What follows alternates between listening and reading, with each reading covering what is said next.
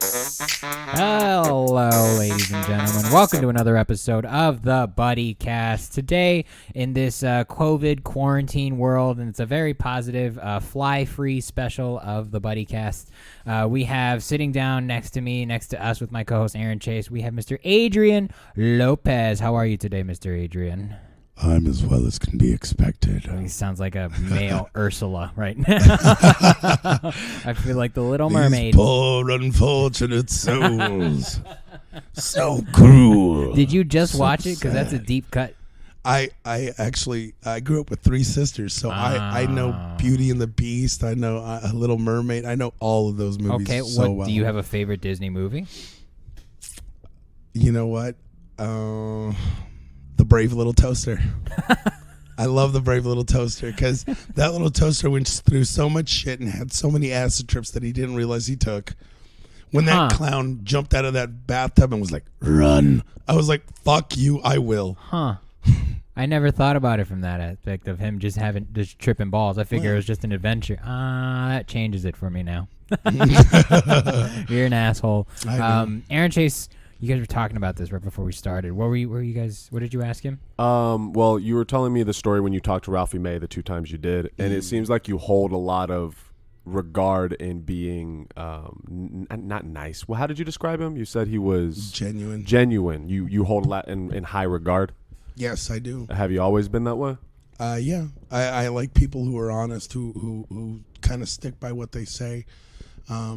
I try to be that way myself. You know, everybody fails it, when you're doing that. But if you try, and I think that's the important thing, that you try, I think you can accomplish anything. Like, it doesn't matter what it is. I think if you try, you will get further along than you were before, and that's an accomplishment. What is your overall goal with comedy? Like, where do you see yourself, I guess, with this comedy thing? I want to rule the fucking world, sir. Okay. I want to be that guy who did funny so well that they're like, no, we're going to put him somewhere else. He sounds like he's got some ideas. Like, you want to live off of this eventually? I do. Okay. So I guess what is the plan? Do you have a plan, or is it fly by the seat of your pants? Well, I mean, I've been doing this for 11 years. So I've traveled the U.S. doing comedy. I mean, so if you want to say, have I survived on comedy? At the bare minimum. But yes, I have. I mean, you're doing comedy and you're still alive. Yeah. So you survived doing comedy. Survived doing comedy, yeah. That's true. So you did it across the country. How did that go for you? How did all that happen? It was scary as shit is what it was. I was, doing comedy just around, here in the IE, and then I was like, you know what? I think I could do this on the road. So I started reaching out through like Bad Slava and stuff like that to open mics that were Aaron doesn't know about Bad Slava. Oh wow. That's where he is. He doesn't know what Bad Slava is. Bad Slava was a website. I don't know if it's still around. I don't know if it's active. Some people have updated listings, but I don't think it's active. Yeah, because I haven't used it in a long time. Bad Slava was a website that had just lists and lists of state by state open mics.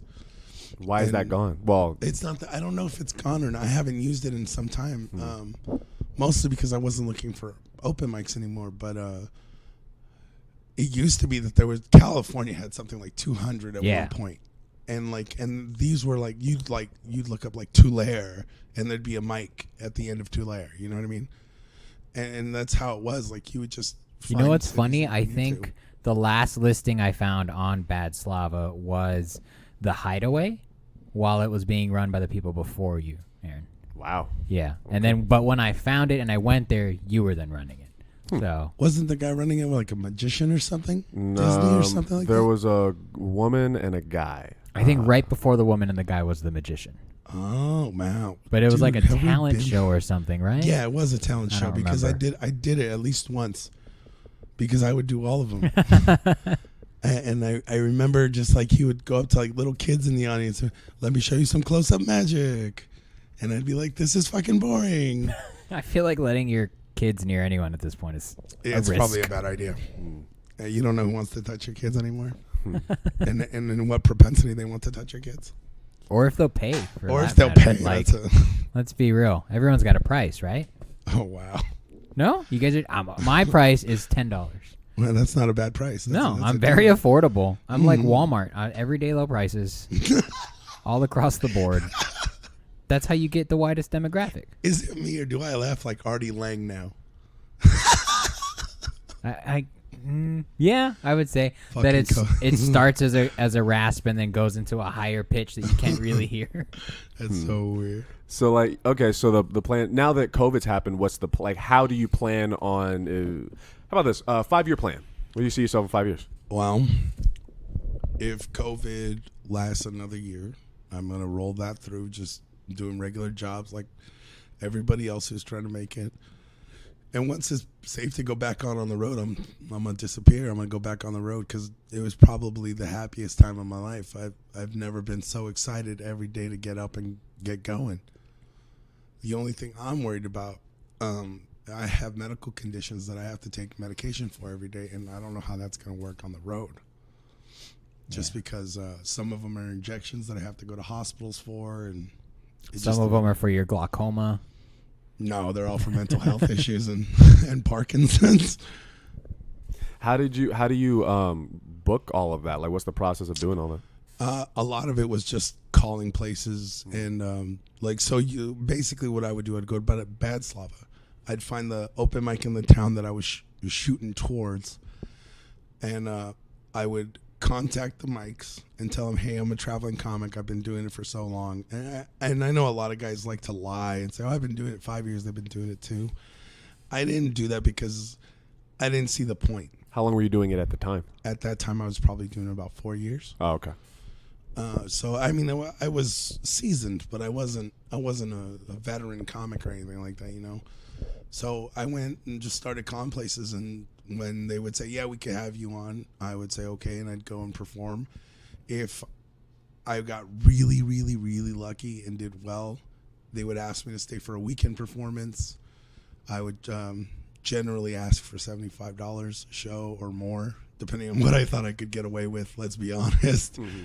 At 4 years in, you do what you can. They're like, you can have a bar tab. I would trade bar tabs. That's fair. So if somebody was like, oh, I don't have enough for beer, what you got? Oh, I'm $2 short. I'll take those $3. I'll get you your beer. Yeah, I might come out, $10, $20 short, but it was still better than. That's some hood rat shit, bro. I am a hood rat, I know, bro. I like it. Here's my EBT card. It's $200 on it. Give me $100. We'll call it even. I'll give you $120 if you push out. You push out, I'll give you $120. I could see you living the gypsy lifestyle and being very happy. Oh yeah, for the most part. And you've been doing it for 11 years, which is a minute. What got you into it? Okay, so I've always wanted to be a comedian, but a friend was really like, he saw, what's that dude's name? The one that steals everything. Carlos Mencia. Oh, okay. He saw Carlos Mencia and was like, well, he could do it, I can do it. And we went to Liam's Irish pub in Colton, and we talked to Rick Rome, why? Because I love Rick Rome, but if you've ever talked to Rick Rome, the more he drinks, the less it's talking and the more it's mumbling. Well, he had a different, his life was a little different, right, at that time and early on? Or was it all, there was always like an alcohol thing? No, there was always an alcohol. Okay. It used to be, so. That's why he ran a mic at an Irish pub. Yeah, for the most part. He also lived behind the pub. So he would get wasted and just walk home. At least it wasn't on top of the pub. That's true. Yeah. Rick, actually, I owe him quite a bit because he got me to really think about comedy as a career. And I worked Liam's for 2 years, every week being there, and then started doing other mics. And then I realized that I could do this because I had a natural propensity for being funny. And that's it, dude. I just kept going. It just felt good. And it was like a drug. It was like doing coke. The first little sniff gets you there. And after that, it's all wild parties. Has like this COVID thing changed you at all? Or do you feel like you're basically you? I don't think COVID's changed me as much as just the circumstances of my life happening at the same time as COVID. You know what I mean? Because in the last 10 years, I've gone through probably the hardest medical, thing I've ever gone through in my life. And that was just fighting for my sanity. And I did what I could to get through things. When you say medical insanity, you've been vague. You're like the Joker right now. You're very mysterious at the moment. But what? Put the pencil away. I'm a paranoid schizophrenic. Okay. I'm bipolar. Okay. So that means I'm schizoaffective. I also have Parkinson's, which is a lot of fun. Especially when you stand on stage and you start shaking because people think you're freaking nervous. Yeah. Do you know what it's like to be a giant man and shivering like a chihuahua? It makes you look freaking weak. And people have always, I've had people come up to me after shows and be like, you're really funny, but you're super nervous. I'm not nervous. I have Parkinson's. Have you ever thought, do you ever just leave the mic in the stand and then put your hands in your pocket? I could, but fuck them. Let's make them uncomfortable. Okay. Yeah. You said paranoid, schizophrenic, and bipolar. Can Yes, you sir. break those down? Because I don't know. Okay. So paranoid schizophrenia is it's a chemical imbalance, or I'm actually I don't know if it's a chemical imbalance. I think that might be the bipolar disorder. Anyway, it's a mental health issue where you suffer from delusions, you suffer from hallucinations. It can be sensation problems. It can be a lot to deal with, and then you become detached from reality, and that makes it 1,000 times harder to get anything done. And then people think you're aggressive with them when you're actually aggressive with whatever's going on in your own head, and you end up fighting a lot. Do you have? Is it like triggers that make hallucinations happen, or does it just happen? No, absolutely. There are some stress triggers that could kind of send you. Are you into asking a for thing. your safety? You're like, all right, just steer right. clear of these things. He still hasn't put the pencil down, so I'm I don't have a pencil. I'm fucking around. I mean, so right now in this conversation, do you? Because that sounds like that's hard to then discern what's real and what isn't. It can be really hard. I don't know. Okay, I'm gonna say something that's gonna sound weird, but my life is fucking weird. Okay. I think I can kind of sense when they're coming now, because I get essentially what I would call a cold flash. So I get very cold, like almost like some people describe having a seizure, where they get sweaty and cold and then they don't feel so well, and then bam. So it's kind of, I feel that sometimes before, a couple months ago, I was having some trouble and I thought my cat was talking to me. And before that happened, I'm sorry. Before you, was the continue. cat talking like Homeward Bound, where their mouths aren't moving and you can hear it, or do you see the mouth moving? I don't know. Whoa. You know what I mean? You just blew my fucking mind. Stop it. You're going to trigger him. I know, right? Oh my God. You know how much medication I'm on? I don't think I'm triggering shit, bro. Oh, it's okay. But so I don't know. I don't know if their mouths move, but she was talking to me, and at first I was like talking back, and I was like, wait a minute, this bitch ain't never talked before. And I was like, wait, has she talked before? I talk to this bitch all the time. And I'm sitting there kind of spazzing out, trying to figure out what's going on. So I was like, you know what? Maybe I better just double check to see if cats can talk. And I called 7 people, and the only one who answered was Juan Cias. that's the guy, though. Of all the people to answer, Juan is the guy. I know, right? Lucky me. I got so lucky. Yeah. Almost a medical professional saw me. And yeah, dude, he was like, no, bro, cats don't talk. And I was like, this is lying bitch. I got I've had a rough week then. yo. So it sounds like it's almost dreamlike, because the logic, that sounds like dream logic. A little bit. Fascinating, dude. It can be. It's not so bad in the beginning. Like when it first starts, I have not had an attack where it took me out of reality instantly. I've never had that. I don't know if that's possible. I don't know. I just don't know. But then again, when they tell you about this stuff, they don't really tell you anything. They just give you medications and tell you to talk about your feelings. They don't tell you, oh, by the way, this is a chemical reaction or this is this. They don't tell you any of that shit. Yeah. I guess, I mean, not saying that it's right, but it's hard for them to describe something that they haven't experienced, Like, even if it is chemical, they're going to be like, oh, yeah, that's normal. But, they probably wouldn't articulate that it's like being in a dream where things just happen and they almost make sense. They'd be like, oh, you're just thinking out of your reality, that's all. And it's like, that doesn't fucking help anybody, bro. Yo, that sentence is wild. You're just thinking out of your reality. I'm sorry, I'm what? And you're also bipolar. If I understand bipolar, that's when you have extreme mood swings. It's a chemical imbalance that triggers extreme mood swings. So I've so unmedicated, I cycle. I'm rapid cycling. So what that means is I go from emotion to emotion to emotion, and they're all extreme. So within an hour, I can have 6 or 7 different emotions that are so violent in either direction that I am a danger to myself and others. How did you manage that pre-medication? I didn't. I hurt a lot of people. All right, then. Where are the bodies?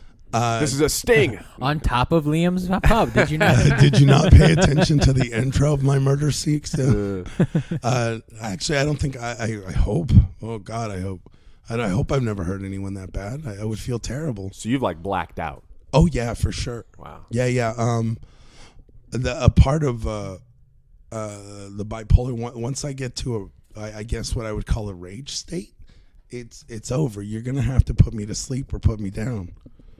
I don't mean to get like that. It just did any of your illnesses, I guess, did comedy help? Was it therapeutic in any way, or was it something you've had to like trudge through? So, or is it like a source where you're like, no, I actually use it, I channel it into my comedy? So the schizophrenia definitely, I think, makes me a little better at thinking outside the box. And if you've ever heard anything I say, it's usually veiled in a light dusting of what the fuck is going on here. And that's just because that's how you see everything. That's how I see things from multiple angles at a time. And it's confusing, but I grasp, damn, I needed to switch hands. Sorry. Sorry about that shaking sound. That was He was beating me off. So. I know. That's why I wasn't complaining. It feels great. that was a fat rhythm too. Did you hear that? I get you done in 2 minutes flat, my boy. That's why we paid. Sorry. And I just feel like we're rapid firing him on questions. Oh no, by all means. Well, no, you were talking about like getting in fights with comics that you don't know who are still around, and I think it's interesting being friends with you and being in the same scene with you is that I don't think I'm. I think your class is the generation before my class in comedy. Yeah, it is. And I don't like who is in your class. Who anyone still around? Is anyone? So as I came in, dudes like Bruce Jingles, Corey and Chad, in the IE scene, Jamal Coleman at that point was doing really well for himself. All these guys were kind of gaining notoriety here in the IE as local IE comics. And they were what I would consider the generation before me. And then coming up at the same time, coming up at the same time as me would be guys like Ron Swallow or, let's see, who's actually, I don't know if any of these guys are, I know Ron still does comedy, but I don't know how many of the guys that I worked with coming up are still around, like that are doing well for themselves, are still around, right, or even still active. Because the drop-off rate in comedy is high. Like, oh yeah, just between Aaron and I, like the mutual people that we both know. There's so many people that have fallen off, myself included. That just people I know that it's like there's plenty of people I know that don't even do it anymore. So yeah. It's you're kind of like the last hope of your generation. I guess. What a waste. What a weight to carry. We're all fucked if I'm carrying the weight, guys. Yo, how do you feel? Like, what's the difference between your class and then this new class coming up? I think you guys have a lot of heart, and you guys all want to band together. And I think that's quite possibly the most beautiful thing I've ever seen in comedy. Because most comics are selfish, fucked up people. And you guys all kind of seem to come together and go, if one makes it, we all make it. And that's really sweet. But I don't know how real that is. That's fair. I would say that perspective, I would attribute to Joe Rogan and the way he treats his tide and how all ships rise with the tide. Like, he's trying to bring everyone up, good or bad. That seems to be his overall philosophy. And I guess, especially for this generation now, it seems to work for now. Yeah. Like, to get you there. I don't think there's anything wrong with it. Let me make that very clear, because I was on another podcast and they asked me essentially the same question. I don't think there's anything wrong with you guys banding together to get further along in this job that we're doing. I think that at some point, though, you're going to have to realize that it's just you on stage.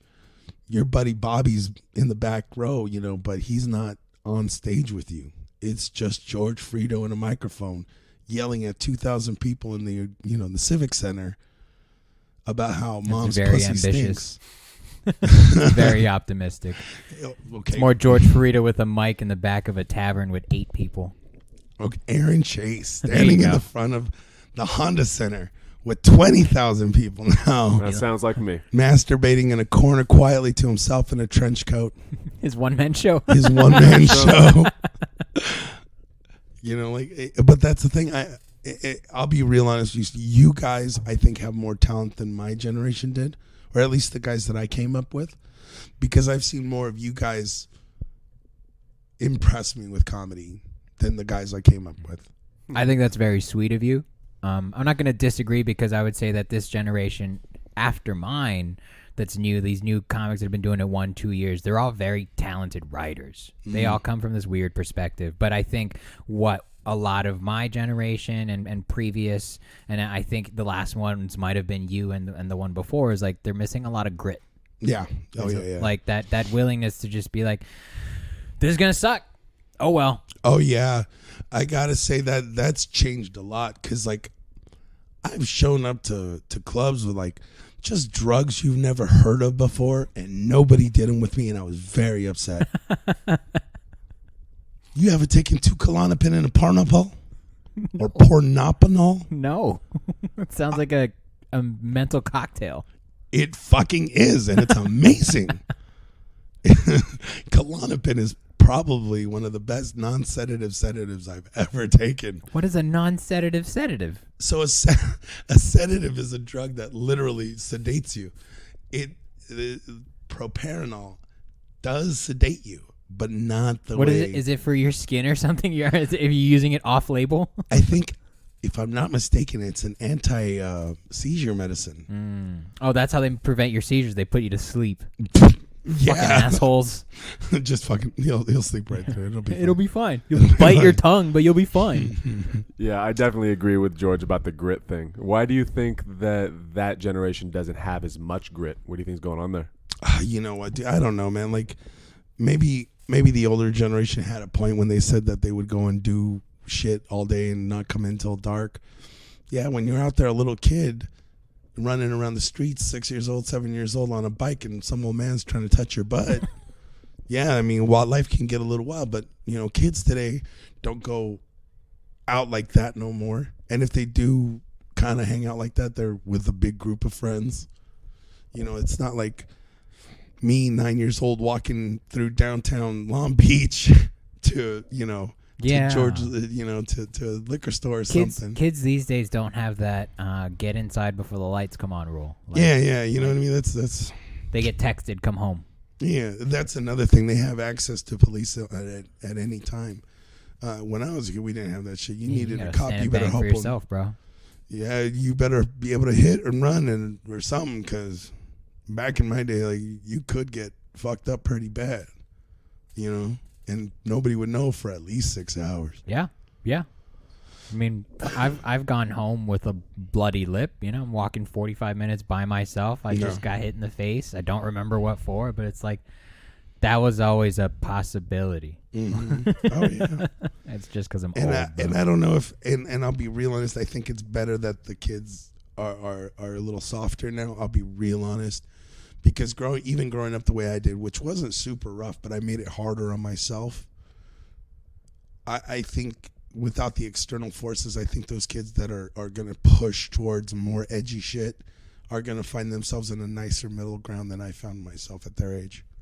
If that makes sense. Does that make sense? I think so. The idea of that when they go to those darker places, it's not going to go too far to the extreme. There you go. Like the deep end is here, but they're just putting their foot in it. You know what I mean? Whereas my ass was running to the other side of the water and jumping in. Do you want to be famous? I don't care about fame. I don't care about money. I've been told that me with money is like wood with fire. You know what I mean? Like I just burn it up. Like I don't give a fuck about it. If given the opportunity, I would buy so many psychedelics and not disappear for a month. Like no one would even know. Where does that mentality come from? A lot of that has to do with my mental illness. Bipolar disorder brings on a lot of things like frivolous spending and kind of wacky ideas. I like wacky is a much nicer way to describe Hey, my man. paranoid schizophrenia. Well, when you have mental illnesses, you find the nice ways to talk about That's how they them. describe it on the Disney Channel in 1996. He's a little wacky. Yeah, I sure as fuck am, Corey.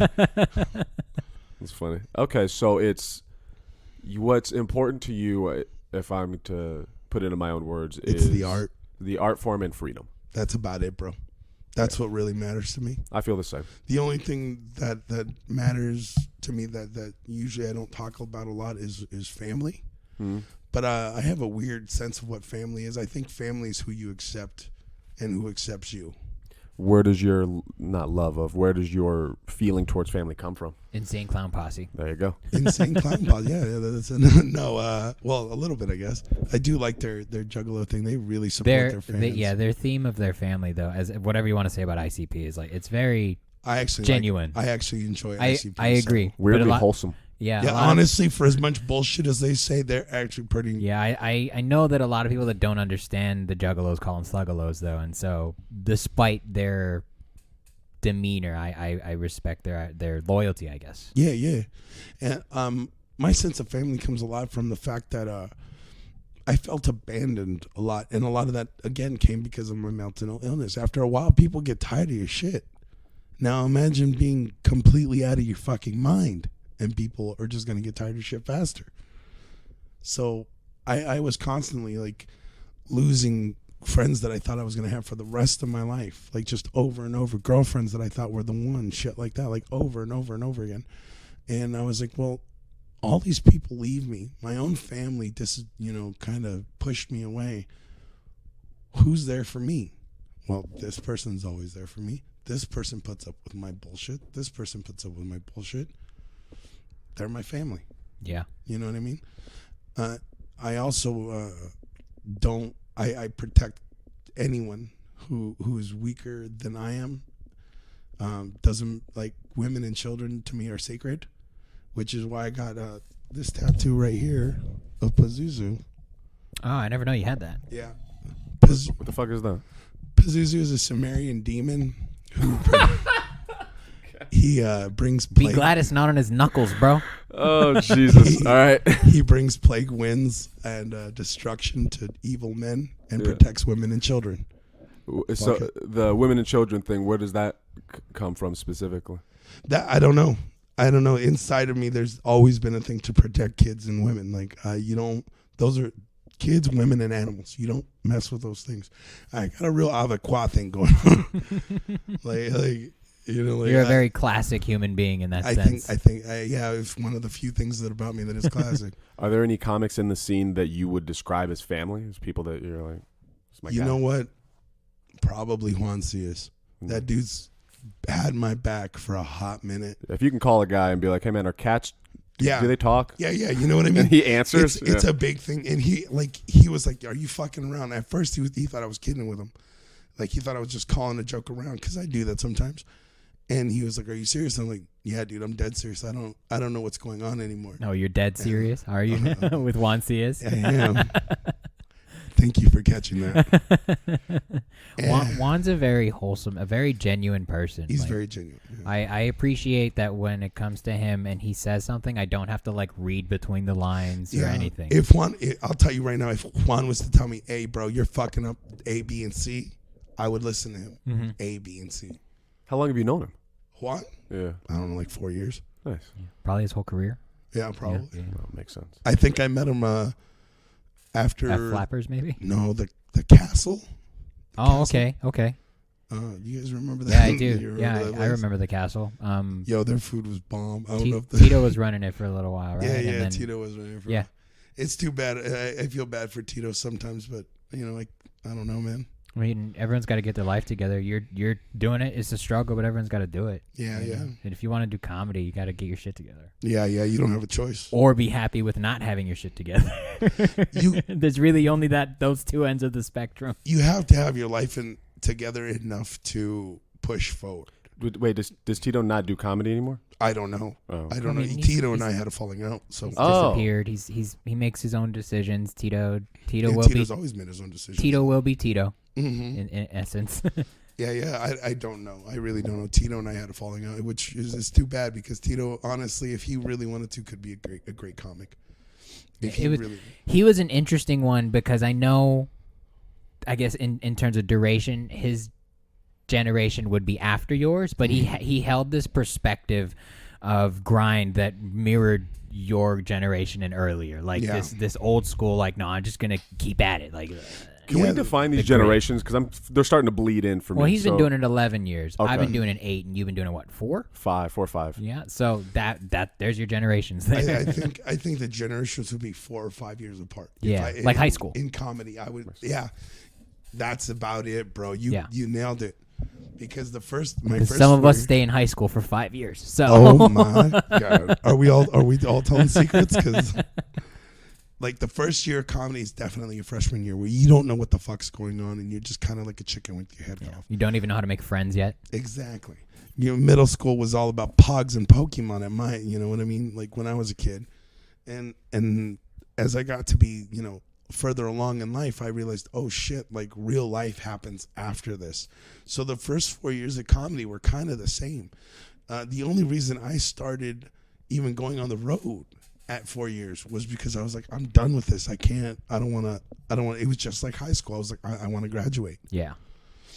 And I went, my first road gig was in Detroit. I traveled from California. Do you drive? I did drive at that point. What? Aaron, you want to drive to Detroit? Not until I get my RV. Man, it's hard to live out of car. You know that? And like some places, like there's nowhere to take a shower. You ever taken a shower in a park with a sprinkler head? No, I have not. I have. How did that go? It was fucking cold. Sounds about right. But but I didn't smell like shit when I got to the club. So during your whole tenure of driving around the country, you were living in the car? Basically, yeah. What was the strategies to survive that way?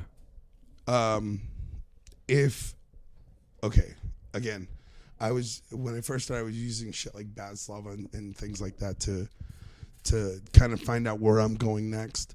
If I could secure a paid gig, that was travel money and food. So basically $50 of it would go to gas, 20 or 25 would go to food. If the club offered me a free meal, that meal was probably the only thing I ate that day.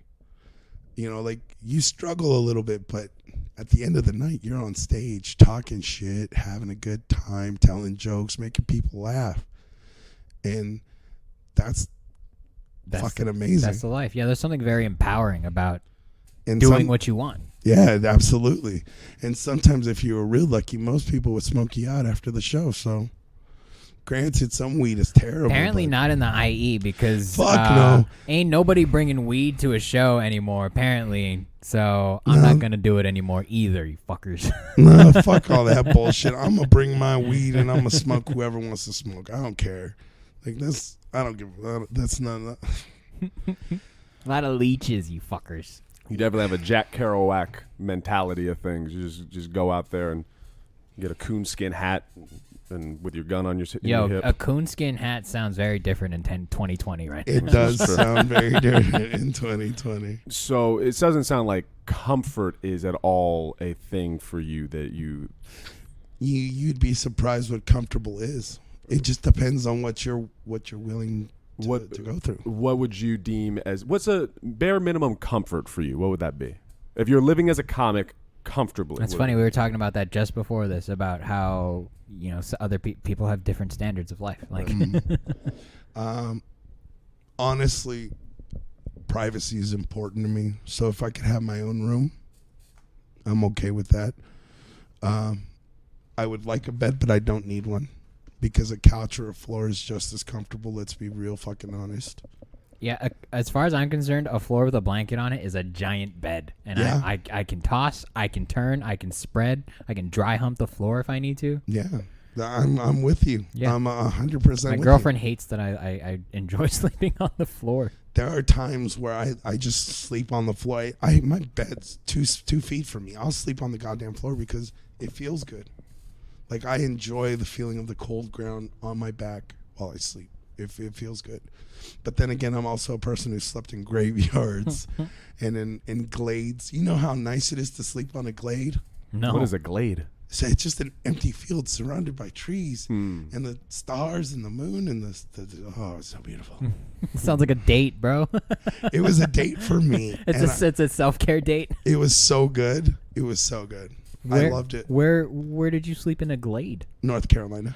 Oh, that makes sense. Yeah, North Carolina. Or maybe it was South Carolina. I don't remember. Whichever one has the hills. Oh, that's East Carolina. Shut the fuck up. I think it's South Carolina. It might be South Carolina, but it might be North. I don't remember. I think it's North because South Carolina, they have, like, that's where the Outer Banks are, right? Like, that's where that show's shit. based. It's like water and shit. So South Carolina, if I remember, Like by a river. there's like their flag. Is their flag the one with the palm tree and the moon or whatever? Or whatever. Sounds like a terrorist flag. It's I don't remember. Wait, so you drove from California To to Detroit. Michigan. Did you stay on that side, and were you popping over? Yeah. So I went from Michigan to Indiana to. You need one of those scratcher posters to hit every state that you've done. I've only so I've been to every state except for Maine and Alaska and Hawaii. Done Maine, comedy in every state? no, just been to. I've I think I've done like 20 states as That's far dope. as comedy. That's dope. Some open mics, some paid 20? gigs. Fuck, I have 1, 2, 3, 4. Yeah. Jesus. You know what? It gets scary, or it got scary to me when I got past Colorado. I can see that. Yeah. Because and driving through some of those really pretty states like Colorado is super Beautiful.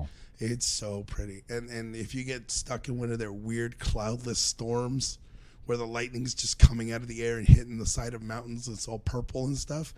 It's That's beautiful. some Avatar shit. It is beautiful, but you're just like, what do I do now? Keep driving. Just keep driving. Don't stop. So you went Detroit, Indiana. Like, how long would you stay out before you came back to California? I don't remember. Or were you like, I'm never going back. Fuck that place. The idea was to never come back. The idea was to never, we'll come back and do shows, but just keep moving and moving and moving. Yeah. What brought you back? I got sick. Oh, I got sick, yeah. Well, I didn't get sick. I was already sick. I just didn't know. it got worse. Yeah. Oh, yeah. It got to the point where I don't even know how the fuck I drove home. Oh, wow. Like, I don't remember large portions of that drive. But, yeah, it was. That's crazy. Oh, yeah. And then, well, how long did you stay in California and before you went back out? A while. A while. Oh, yeah. That's fair. Because I feel like comedy doesn't really change, and neither does the grind. I feel like the way, especially because we're in California, the way we should all be grinding is, we collect our credits in California, and then you dole them out on the road, and you come back and do it again, and be like, well, I was in Indiana headlining, come back here. Like, it's a pretty standard thing, but it's interesting for you to go out on the road, do your thing, come back, and then not leave for a little while, like, to get your shit together. Well, like, I was in and out of hospitals at that point, and in lockups. So a lot of that time, I couldn't give you a clear, even idea of what was happening in my life because I have no clue. Right. I have to go by what other people were telling me. And what they tell me is that I was using a lot of word salad. I was having real emotional battles with myself. I became very violent with some people. I put people in hospital. Yeah, man, like I was not healthy and I was doing a lot of destructive things. So I went to the hospital and I got better. It took me 10 years to get where I am now, where I can think and function like a real person, and a lot of medication. Like now I take 7 pills every morning, 5 pills at night. I take a shot of antipsychotics once a month, and I take Parkinson's medication on top of that. Does your doctor office like text you if you miss that once a month thing? They're like, hey man, come back. Yeah, well, because of the way my problems present themselves, I tend to be violent. Like, just I'm a big ball of this is gonna hurt, and I don't like that. I don't want to hurt people. I want to make people smile. That's why I got into comedy. So not not injuring people because I don't feel well is something that I really strive for. It's interesting that you say you want to make people laugh. I asked this question last podcast, and I'll ask it to you. What do you think about the comedians who say that it's not about getting the laugh and it's not about being funny? I'm sorry, you call these people comedians? They call themselves comedians, so I'm doing it out of respect.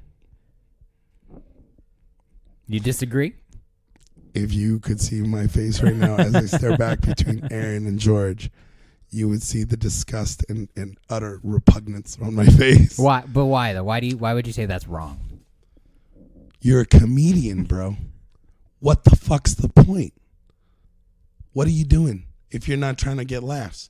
What are you trying to make them think? You're not a comedian, then you're a philosopher. A stand-up philosopher. Is that what you want to be, a bullshit artist? I feel like those people sit on the stool, though. Yeah, unless they got bad knees, yeah. I mean, if you're a comedian and your goal is not to make people laugh, then what's your goal, bro? Speak into a microphone? Congratulations, you've accomplished it. Move the fuck on. Okay, so I'll play devil's advocate for a second and say, like, at an open mic. Sure. Where you're working on material, and let's say you get off and one of these quote-unquote comics tries to critique you, and you say, well, that joke didn't work because, it didn't get laughs. And then they say, well, it's not about getting the laugh, because I guess technically it's not a show, so technically they're not wrong, but that is the objective regardless. I disagree. Every open mic, every show, everything you do is a performance. If you're not there to get laughs, then what are you there to get? This will be fun. A drink ticket? I don't know. What's fun? Then you're a drinker. You're not a comic. Because I wouldn't say I go, for me personally, I don't go as far as the point is not to be funny. I think at the very end of the day, you need to try to get laughs. Right. But I'm of the philosophy, I guess, maybe I'm a philosopher, but I'm of the philosophy that if you can interject other emotions and feelings outside of laughter, there's nothing wrong with getting things out of people. There's something actually very powerful about being able to transcend an emotion to a new emotion. That's a beautiful trick, and that's a beautiful skill to have. Not a trick, I'm sorry, a skill to have. It's beautiful. But as a comic, you want to elicit all of these emotions and then end with a way that takes away the sting of all the things you've brought up. You see what I'm saying? Because you want to be able to make that. Let's say we're talking about BLM for this because it's so extreme. You're talking about something that's very true and very painful and very cruel, and you have to work that into an almost solution. You understand? You know what I mean? Like you're trying to lay out your thought pattern for these people, these Black Lives Matters. So at the end, if you leave them on, and that's just the way it is, and stop talking, you're not a comic, you're a philosopher. There's a difference. I would look at it as, I guess, a little more abstract than that. I think that you could still be, if you were getting laughs all the way through and you decided I want to end a little somber. you and I should have like a real long conversation because That's what this is for. I would love to talk about this because one thing I do like is listening to other people's opinions because it'll inform what my opinion is. Yeah. If someone brings to my attention, this is part of this problem, but no one talks about it, then, oh shit, let me assimilate that information into the original problem because that's going to give me a more complete answer. And I think we should be doing that every single day. Nothing is static in this life. Not even your poop is regular. You know what I mean? And it's something you do every single day for most people. Unless you have constipation or some horrible bowel problem. I guess so. I don't view myself as the type of comic that's like, it doesn't matter. Like, obviously, comedy is in the fucking you need to be telling jokes. For the record, I have a very specific person in mind that if I remember, I will tell you after we're done recording. Yes, please. Yes, please. Yes, please. But email chisme. For me personally, I've been in this mindset of I want to see if I can be interesting. I want to see. I'm sure. I mean, if you ever watch me do stand up, I'm sure you see it. That is not funny. But I want to see if I can be interesting, engaging. I want to see if people remember me when I get off stage. And as a very, very recent, now I'm gonna hyper focus on humor and silliness and other topics or whatever. But I wanted to work on all of this other stuff before I got to this point. I felt like I was doing the reverse. I actually kind of like your approach. Oh, you okay. know, metering response and understanding that what you say is going to impact what comes next. I think that's a great way to do it because it got you all of your foundations. You know what I mean? It got you how to sell. It got you how to push. It got you how to read a room, how to read an audience. You got all of those things out of the way, which is something that most comics don't even start figuring out till their second or third year. Being funny is normally the thing that we all try to do first. Yeah, I'm pretentious. And I don't know, man. I don't know if it's pretentious or just smart. Because who the fuck cares if you suck the first 2 or 3 years? Yeah. And let's face it, Aaron Chase was great out the gate, right? Oh, yeah, absolutely. Fucking golden boy. If I had to liken it to anything, it was like the best cocksucking I've ever had in my life. It just blew me away. My logic was that too. Was like nobody gives a shit. Yeah. So I might as well. My logic is that now nobody gives a shit. Bro, I'm 11 years in. No one gives a shit. You know, no one's ever. Until you are the Tom Segura's, the Ralphie Mays, the It's Joey interesting that I would Diaz's. say we have 3 different generations of comedy in the IE sitting at this table right now. And isn't that weird? Yeah. I remember when you first started coming to what was the name of that place? It was like in Grand Terrace or something. Yeah, the venue. The venue. What? How do we forget that? The venue. What was the venue's name? I don't remember. The venue. The venue. The venue. Fucking. I know, right? God damn it. Yeah, I think I started popping up around there probably when you were chubby. 3 or 4 years in, maybe. Mm-hmm. Yeah. When you were all chubby and cute. Yeah. I remember you. What happened? Now I'm just chubby. Thanks. I'm just old. George, I remember George coming in and he was super silly and really animated, and now I see him and he's a little less moving. He talks a little slower. He's got more pace to it. There's a kind of rhythm that comes with listening to George now. It's like listening to the squeak of your mom and dad's bed when they fuck in the middle of the night. You're just like, Dad's got good rhythm. And I think that's what he's getting better. I think that's where George is at right now. You know, he's pleasing mama. Yeah. I'm trying. So what do you think are the biggest similarities and differences within this generational gap that we're experiencing right now? I am far more vulgar than either one of you. Both of you have a better sense of how to speak than I do. I may be able to speak with a certain parlance in a grasp of words that I will say that throughout this podcast you've dropped multiple award-winning Scrabble words, and I've been very impressed. I'm like, oh, that's a fucking great word. I'm gonna keep that. I've always been able to communicate fairly well for where I am and where I came from and what I have in my own head, so I can do that well, but I still talk like like an animal compared to, say, even George, who is still a little more vulgar. But Aaron may say fucking shit and shit like that, but it's not in the same context as what you do or as what I do. Right. I think the vulgarity has come down quite a bit compared to where I am as to where you guys are. Right. Another thing I think that's very different is the way we work, where you guys are like, which show will get me further along in this, in this trial. I don't.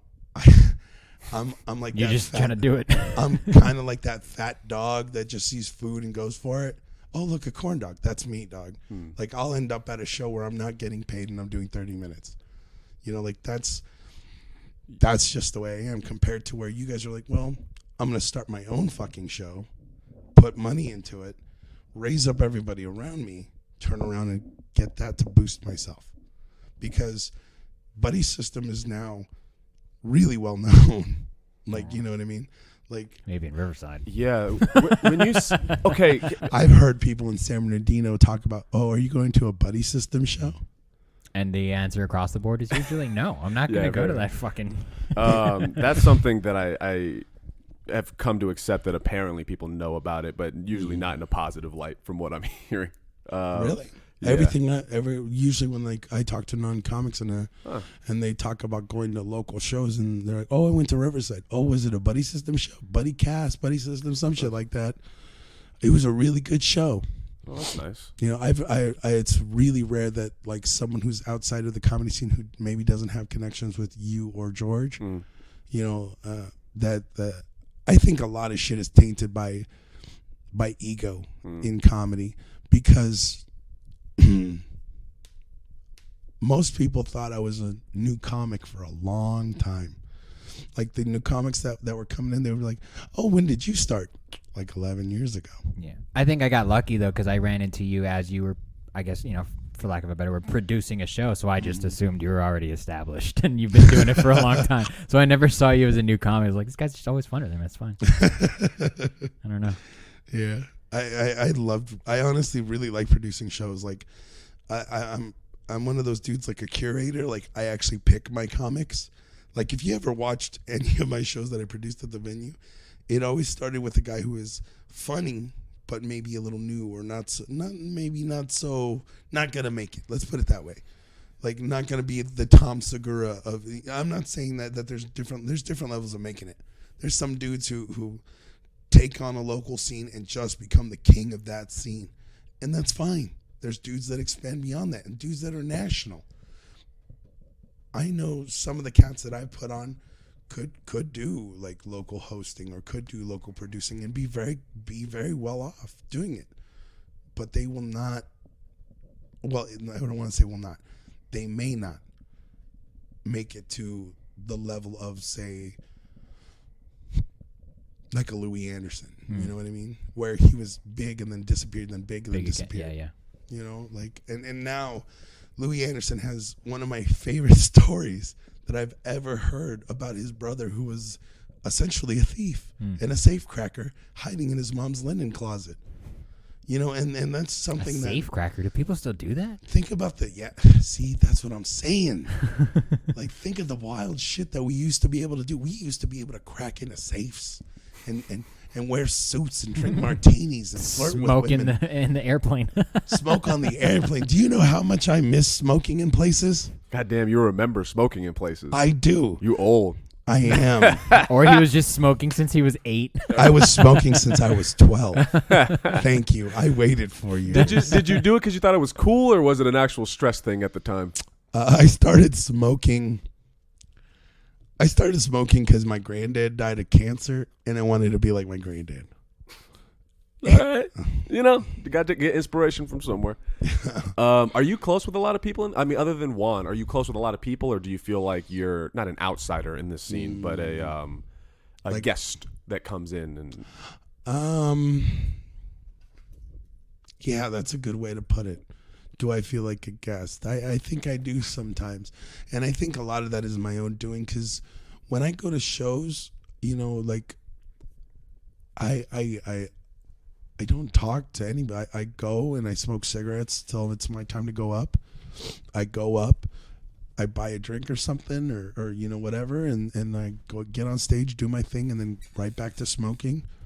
You know, I talk to my friends that are comics out there before we all leave, and we go home. Yeah.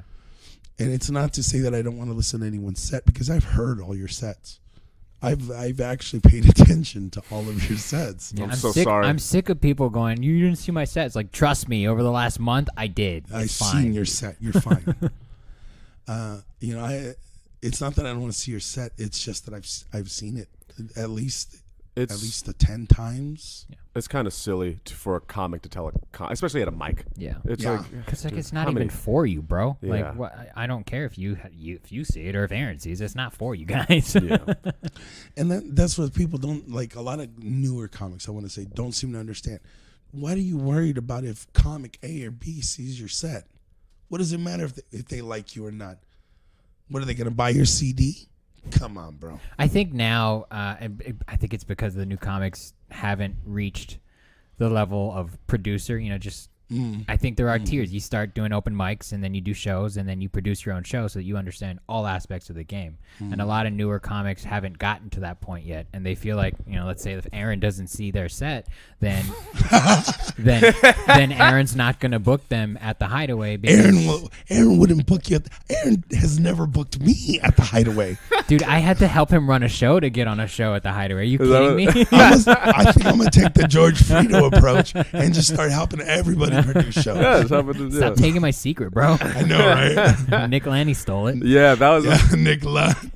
that was a thing. I wanted to high five George Frito so bad right now. My hand went up and everything. I was just like ready for it. It's funny. Yeah, dude, that was in the Yep. Yep. That's Yep. the one. You see him Yeah, glitch that just one. there. Danny Frank. Danny Frank. That Walks was in of the Danny Life. Frank podcast. Yeah, Walks of Life. That was in Danny Frank's podcast where people were upset because I didn't watch their sets or stuff. It's strange. I think it's just misguided. I It's- think that's it's ignorant. misguided. I think that's misguided. Because I'll be honest with you, having another comic watch my set has never gotten me anywhere further in this career. I and I'm talking, I've performed in front of like Shane Moss. I've performed in front of actual like televised comics. Where has it gotten me? Oh wait, San Bernardino. Celebrities. Riverside. What are you doing tonight? I'm performing a 30-minute comedy set before a drag show at a bar that I'm pretty sure isn't supposed to be open. Comedy. We'll remain Comedy. unnamed. That's fucking punk rock, bro. That is punk rock, and that's all I am. It's punk rock as shit. I have my new favorite question. What's that? All right. When it comes to your style, what is your favorite part of your style and the least favorite part of your style? I like telling my stories. So I think the storytelling aspect to me is a lot of fun because it's almost like learn from my mistakes and don't make those same mistakes I made. So let me tell you about this fucked up time I dated a stripper. Yeah. You know what I mean? Can I double down on that and say Sure. I really do enjoy your stories? Oh, Because thank you. at no point when you start a story and you know there's a point where you realize, oh, this is going to be a chunky bit. It's going to be a while. Yeah. But I never go, it's going to be a long bit. I go, oh, I want to see where this goes. Yeah. Like, is it going to end with him burning cigarettes on himself? Or like there's some kind of crazy shit that's going to happen and I'm excited. So You know what I used to do? I used to put cigarettes out on my tongue. you crazy fucking asshole. Do you have like a scar on your tongue? I don't know, do I? No, you normal tongue. Yeah. Yeah. Weird. Yeah, I used to just like, I'm done with this. What a Is that just so fucking you move. can feel, or what is going on? That's such a. What was the logic, if there was any? I don't think there was. I think it was just like some shit I saw in a movie one day, and I was like, I think I'm gonna do that from now on.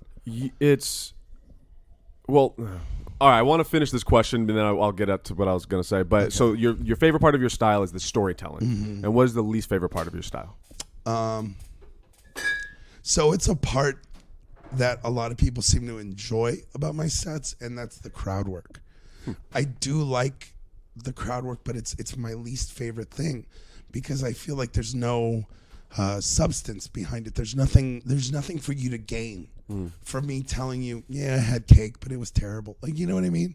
Like, yes, there's a lot of fun that comes with interacting with the audience and playing with them and kind of leading them down paths that they weren't ready for, and that's great. That's a powerful thing, but it gives you nothing. There's no substance behind it.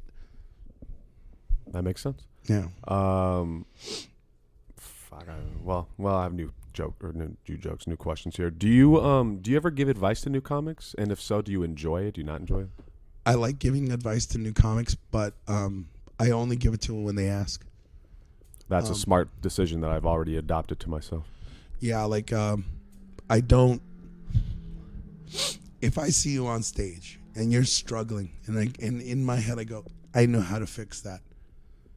I won't tell you, and I'm sorry if that sounds unfair or cruel, and it's not to be cruel or unfair. It's just, I don't know. I feel like if you find out the answer yourself, you're going to be a stronger comic for it. On the other hand, there's nothing wrong with asking. Yeah. To identify the problem. I don't think it's unfair. I think it's smart because I took the opposite approach of that, and as positive as my intentions were, it comes off the wrong way. It comes off so up your own ass and shit. Even though like I it's more that I like the debate. I like the discussion of it. And it's like if you say I disagree, I'm like, good, all right, cool, let's talk about it. But I don't think people were understanding that. There's a certain mentality that comes. Yeah. See, there's a certain sense of ego that comes with being a comic, and to some extent, I'm 11 years in. I still do it myself, and I got to be real honest. That sense of ego will take everything from you, and it can also give you everything, because there have been some real comics who are pieces of shit who have made it an incredible distance. That you're just like, how did your jokes suck? Your timing sucks. Everything that you do is worse than I do. I agree. Yet, you don't have to attack me on this podcast, bro. Listen, Shucky Ducky, I'll talk to you when I'm ready. They just go off of raw ego. Yeah, and you know what? Sometimes that shit will carry you super far. I am thinking of one comic in particular right now, and I could see his grimy little face in my. It's driving me insane. Let's talk about something else. How about them All right, I got another question. Shoot. Has the vibe of the audience changed for you? Fuck yes. Ooh. Holy shit. Okay. So like 4 years in, people were real into like beers. Let's put a date on it. What year is 4 years in for you? That would have been, because I know some people don't count some years because you were in a fucking hospital. And 2009, okay. 2008, 2009, somewhere around there. No, it would have been January 2009, somewhere around there. Okay. Audiences used to be like, yeah, offend me, tell me all the horrible shit about race and all the, every thought you have about every dark subject you can think of, tell me about it. And then now it's more like, give me insight onto the subject of this or that. Like, there's a little more thought to it, so it's slowed everybody down. Mm-hmm. I don't think that's a bad thing, because I'll be real honest with you, some of the shit people were saying to get laughs back when I started, like, some of it didn't even make fucking sense. Like, it was just, man, black people, and you're like, and you were like, man, black people, I guess that makes sense, and you're like, no, it doesn't really, but yeah. And you got that so often. An audience would keel the fuck over for some of these guys, and it was just like, how are you either this stupid that you don't see that this guy is manipulating you, or do you just not care? Because one way or the other, there's a lack of something going on here that is repulsive to me, and it's different now. It's just way different. You think comedy's grown then, in that sense? I think audiences have grown. Audiences? Yeah. I'm seeing that generational thing. The more you talk about it back in the day and you get, nostalgic, the more I'm like, yeah, I can see this generational difference, because my mentality going in was never like, no, white people. Like that was never. You know how many of those jokes, Yeah. you know how many variations of I lived in a bad neighborhood, kind of like the only chocolate chip in a cookie? Yeah. I've heard that joke from every race, black, white, or Indian or whatever. Yeah. And I hate that joke. I hate that joke. It is the laziest, stupidest. I lived in a bad neighborhood. I was the only chip in the cookie. Really? That's fantastic. Shut up. Yeah. Just stop. You're not funny. It's hacky. It is Hacky, super hacky. It's too obvious. And then, so pre-COVID versus post-COVID audience, do you see a shift or do you feel like it's the same? You know, I'm not sure. Okay. I've only done, I don't know, 4 open mics since COVID. And a lot of that has to do with the fact that, like, I'm honestly a little worried. Not about getting sick myself, but about getting other people sick. It's fair. You know, like, it's scary. You know, like... So the president survived. We're going to get into it. All right. The president survived, but like so many people didn't. 2,800. And he has people. medical shit up the ass in the White House. So The dude got Respirin. He got stuff that was made from aborted fetuses, but he's anti-abortion. yeah, we can go down that rabbit hole. We but could, but we're not going It is. to. It is scary though in COVID because I would say even doing shows now, we're still not post-COVID. No, hell no, we're yeah, not. it's They're not true. at all. I think even the way I worded that says a lot about the mental distortion that we've gone through. Definitely though. Yeah. See, here's the thing. Everybody else outside of the U.S., we'll quarantine for 2 weeks. We won't leave our house for 2 weeks, and then it should be better. And it was. Here in America, 2 weeks? Bitch, I got to go to Walmart and Target? I got shit to buy. I have a wedding. I have a wedding. Yeah. Yo, I hope y'all get married and everything, but can we not do it in the middle of a pandemic? You've already waited 2 years. What's another 6 months? And what if this motherfucker starts talking shit? Telling you smell like your mama. I think we've found the flaw in individualistic cultures, like the collectivist versus individualist culture. This was the flaw. You sound like a communist, bro. First of all, there's nothing wrong with communism or socialism. Oh, pulling back that iron curtain, I see. Let's go. I am an active socialist, like a real socialist. Bernie was the compromise. Let's put it that way. I miss Bernie. So do I. But I will rephrase because you're right. We are not post-COVID, and that's whole thing. I'll say OG lockdown versus modern lockdown. Okay, I can feel that. So before it was a little freer, and now it's a little more rebellious. Now the people that are coming out and doing things are the ones that are like, yeah, fuck it, man, I'll do whatever, bruh.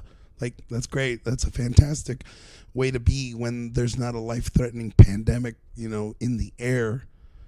But now you're risking so many people's lives by going to a Applebee's. gathering. You're going to Applebee's.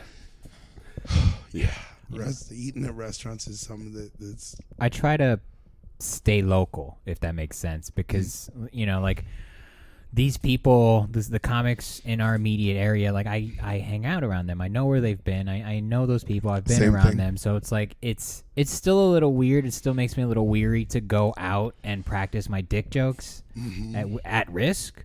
But I try to take the least risky move to do it. I have 2 disposable masks in my pockets right now and a cloth mask. One of those disposable masks is if someone doesn't have one and they need one. Right. It's only one, but if somebody can get a use out of it, why not? Yeah. Yeah.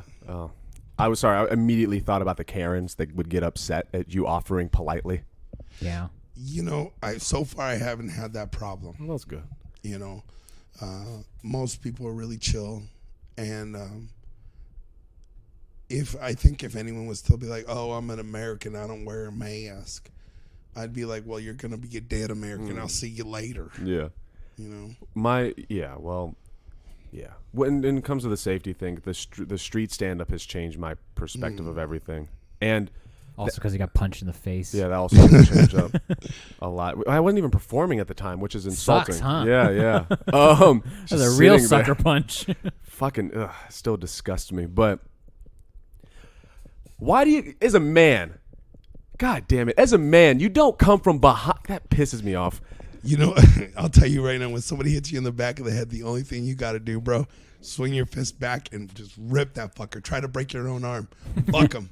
Great You're advice. going to break something, break them too, bro. Yeah, the problem was, and I You're gonna dance with the devil. You better leave. That's right. You're going to dance with the devil. You might as well lead. That's right. I'll say it quickly, and then we'll get to the other thing I was gonna say. But it was so out of like it was me talking to you, then lights out. Didn't even know what the fuck was happening. Some dudes are dicks, dude. They think, oh, this is my opportunity to get a quick blast in. Yeah, Some dudes are dicks, bro. You're so lucky KJ was there. I might have just started a count. 1, 2, 3. After I put the other guy down. Right, of course. obviously. I'll Let's see tell who you gets right up now. first. I'll tell you right now. Somebody would have fucking hit you in the street and I was there. That would have been the last day they breathed out of a tube. I'll tell you that right now. Well, It's fucked up. You don't sucker punch nobody, dude. That's Nobody. fucking Yeah. rude. Yeah, square up, bro. Square up. Be a fucking man about it. Don't be a little pussy. here we are. And I still don't know what he looks like, but Lucky him. regardless, pre-COVID versus mid-COVID, whatever the fuck, the audience seems more appreciative. Yeah. Oh yeah. That's a huge turnaround too. Which is weird. I wonder how long that's gonna last.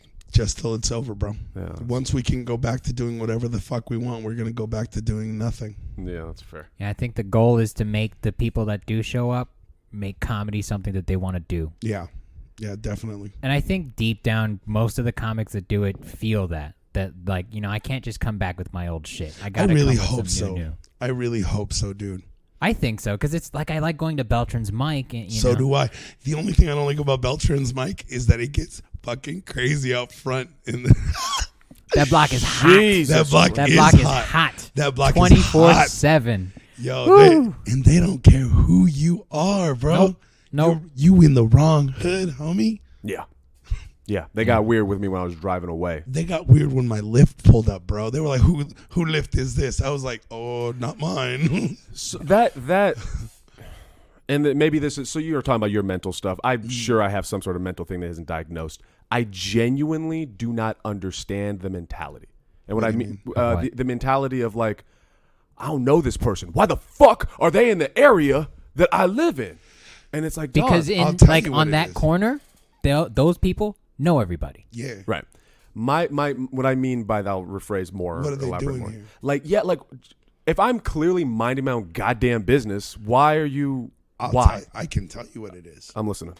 So some of it is paranoia, and the rest of it is straight up gangster shit. Like just being real.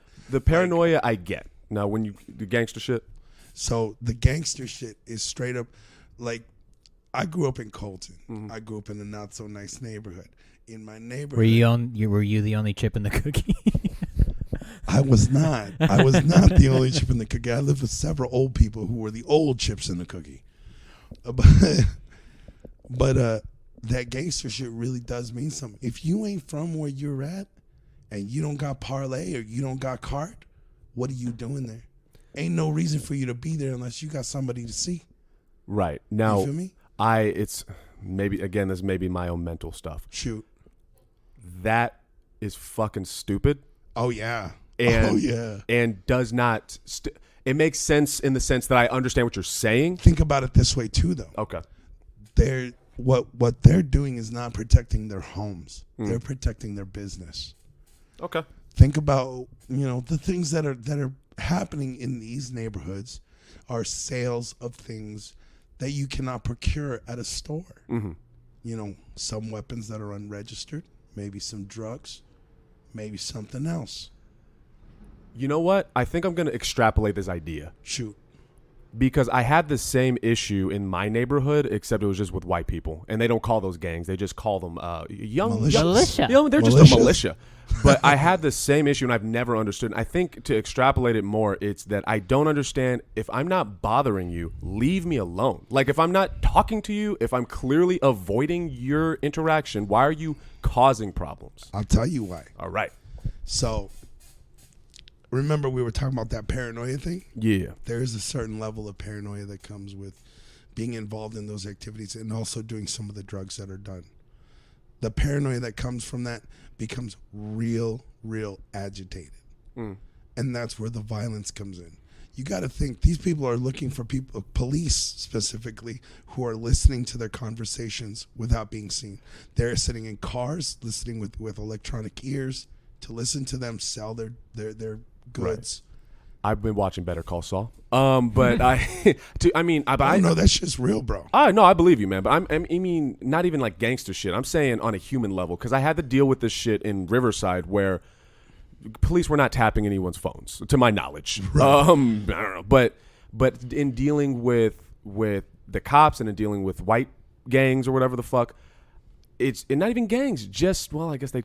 See, that's the thing. They're gangs. They're bro. gangs. They're gangs. They're gangs. Just because they're white don't mean they're not gangs. I agree. It's this fucking manipulation out here. But yeah, for sure. But I guess I know what you're saying about the paranoia. I mean I have nothing to clearly have nothing to do with you. Leave me alone. When I got sucker punched, I wasn't talking to this person. I'm just sitting here. I think maybe it's just a personal thing, a projection thing of like my entire life has been, can you leave me alone? Can you please leave me alone? So I think I'm just angry about that. Well, how could you not be? Yeah. You're trying to mind your own fucking business, and these people are coming at you like, what's your business? Yeah. I'm trying to mind my own fucking business. What you talking to me for? Yeah. I get it, bro. I get it. But like I said, I see things from a lot of different perspectives at the same time. And from them, you're an outsider, you're a stranger, and you're walking somewhere that they don't know where you're going. What is your end goal? Why are you walking through their territory? Yeah. Which is the other thing that there is a certain amount of area that these people feel that they control. That control means that they have to protect that area, at least from their business points. They may not care about the people in the neighborhood, but the money that they're making they care about, and you could be a threat to that. You know what? You remember, to take this all the way back to comedy again. Shoot. Full circle, baby, full circle. When we were talking about, like, if your goal is not to be funny, what the fuck is your goal? My mentality with comedy has in many ways has been, I just want you to understand. And that is a big, I will sacrifice jokes and humor and people's discomfort as long as you understand where the fuck I'm coming from. Yeah. Okay, so we were at Beltran. I was at Beltran's gig the other day, or a couple weeks ago. And I said something that clearly resonated with a lot of people. I said, it's not about the amount of time you spend with someone as much as the emotion and heart that you have with that person. So you could spend a week with someone, but it could be the most amazing week of your life and you'll never forget them.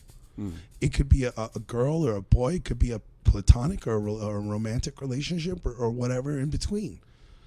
It's not about the time. It's about the experience. And when I said that, it drained all the fucking funny out of that backyard.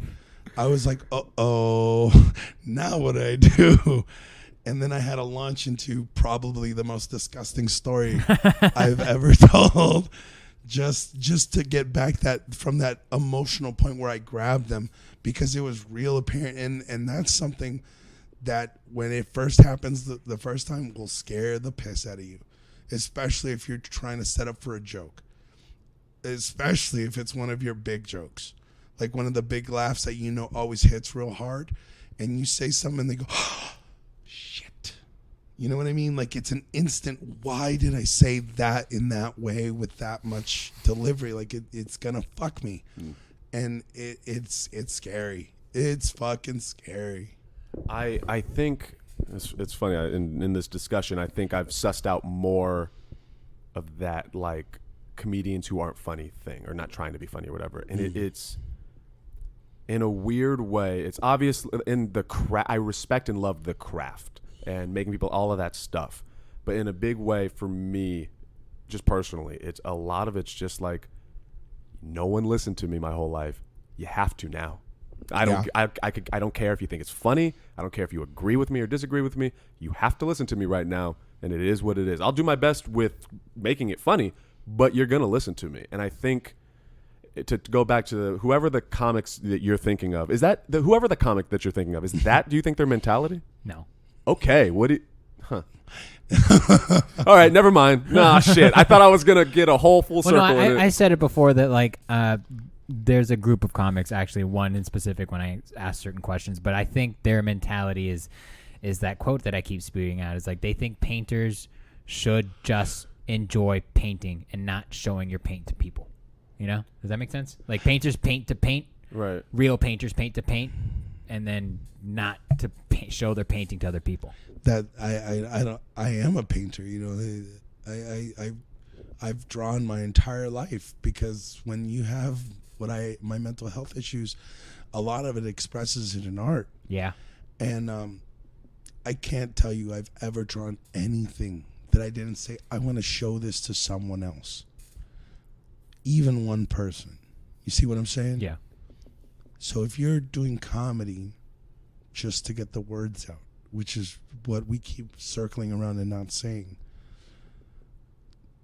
I don't think... I agree. I think it's a perspective of an unfinished, like an unsuccessful person. I think so too. Because there's a clear goal when you decide I'm going to sign up for a comedy open mic. Yeah. This isn't a poetry open mic. Like the implication at a comedy show is humor and laughter. Yeah, and you're making points, but you're making people laugh at the same time. Again, it's the same. Is what I was saying earlier. You're trying to make points and you're trying to enlighten people, but at the end of it, you want them to go, ha, fuck. Yeah. I think that's where I must differ then between those guys. Is that this is still as bleeding heart as I am. This is still a craft that I respect. So that's part of it. Yeah. I have another question for you. Shoot. All right. What is your prediction for New Year's? Fucking A. My prediction for New Year's. Dude, it's hard to look past the next couple weeks. That's know, fair. right? That's fair. So, assuming the world doesn't explode. Oh God, I kind of hope it does. Right? I can't do this very much. I need a nap. I think my personal prediction for New Year's is that I'm gonna get sloppy fucked up. Like I plan on at least doing one ethogen or hallucinogen. Jesus Christ, dude. I plan on smoking weed all fucking day.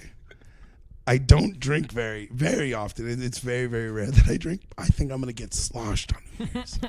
I'm just going to mix them all together and pray I don't die. He's going to put it in a thermos, and then just shake all that shit up. He's like, all right, I got pills in here. I got vodka.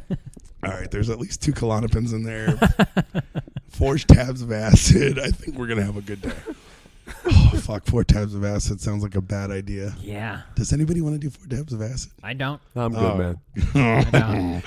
I got to find me somebody who's down to do horrible, stupid shit with me, dude. You're fascinating in your recklessness. Thank you. I think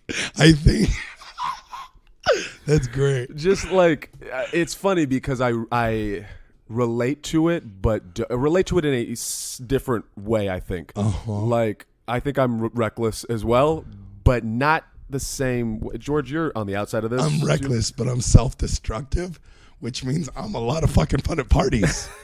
I think I enjoy your recklessness as well. I think it comes more from a confidence of like, you'll whatever you put yourself onto, you've been in deeper shit and you've come back. Yeah. And you know that you can come back. And if you don't, you're kind of fine with that too. Kind of like being real. So a lot of that has to do with the fact that I'm real pit bull about my shit. When I was a kid, I was really into Black Flag, specifically Henry Rollins. And Henry Rollins' approach to life, which was you have a problem, fucking attack it. Pit bull. Turn into a pit bull and make that bitch your tire. Rip it apart. And if you can't, get it as far down as you can. I'm so hard right now. Oh, thank you. You said Pitbull. I was like, he's Mr. 305? No, Mr. not Worldwide? Not that Pitbull. No, not that Pitbull. No, I meant like a real dog. Like when a dog gets it in between, how they say it in English? Entre ceja y ceja. When it's here, when it's in fresh in their mind. Yeah, it's a goal, and the only way to accomplish the goal is to get to the goal, right? So get to the goal.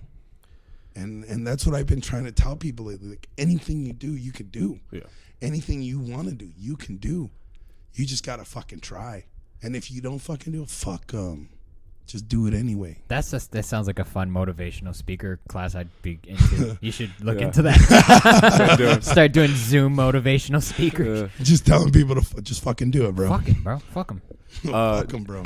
But it's like I know a few people, but I hate people that are motivational speakers that haven't done shit with their life. Yeah, that's weird, isn't it? That haven't seen stress, that haven't gone through David anything. Goggins. What's that dude's name? Tony Robbins. Yeah. Has he not done anything? Not really. No. nah, But bro. I'm thinking like I would be down to listen to someone like Adrian motivationally speak to me because he's seen some shit. He's gone through some shit. He's come back from some shit. Yeah. Like that makes sense to me that he would have something in him that motivates him. I don't need these fucking whitewash like I have a lot of followers. Here's my fucking motivational speaker today. Stop trying to sell me your shit. I want to hear about your shit. Like, I'll be real honest. I don't have a ton of followers on anything. Not on Facebook, not on Instagram or any of them.